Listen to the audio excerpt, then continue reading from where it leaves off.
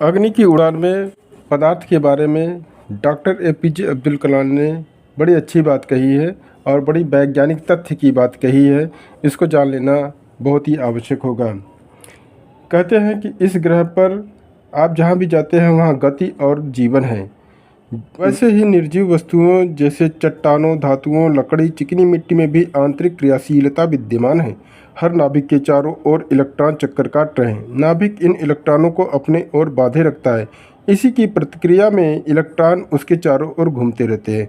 वस्तुतः ये जानते हैं कि इलेक्ट्रॉन नाभिक के चारों ओर घूमता रहता है और इलेक्ट्रॉन को वही नाभिक ही बांधे रहता है और इसी के कारण वो गति करता रहता है। इसी की बात नहीं करें, यही इस गति का स्रोत है। इलेक्ट्रॉनों को बांधे रखने वाले यही विद्युत बल इन्हें ज़्यादा से ज़्यादा करीब लाने की कोशिश करते रहते हैं। इलेक्ट्रॉन एक निश्चित ऊर्जा वाले उस पृथक कण के रूप में है जो नाभिक से बंधा हुआ है। इलेक्ट्रॉनों पर नाभिक की पकड़ जितनी मजबूत होगी, कक्षा में इलेक्ट्रॉनों की गति भी उतनी ही तीव्र होगी। वास्तव में यह गति 1000 किलोमीटर प्रति सेकंड तक होती है। उस अत्यधिक वेग के कारण परमाणु एक ठोस गोले की भांति नजर आता है, जिसे तेज गति से घूमता हुआ पंखा एक थाली की तरह दिखता है। परमाणुओं को और संपीड़ित करना या कहें एक दूसरे के और करीब लाना बहुत ही मुश्किल है। यही किसी पदार्थ का भौतिक स्वरूप होता है। इस प्रकार हर ठोस वस्तु के भीतर काफ़ी खाली स्थान होता है और हर स्थिर वस्तु के भीतर बड़ी हलचल होती रहती है। यानी कि हर स्थिर वस्तु जो स्थिर दिखाई दे रहा है वह स्थिर नहीं है, बल्कि उसके अंदर बहुत ही तीव्र गति से हलचल होती है। यानी कि इलेक्ट्रॉन घूम रहा हुआ है।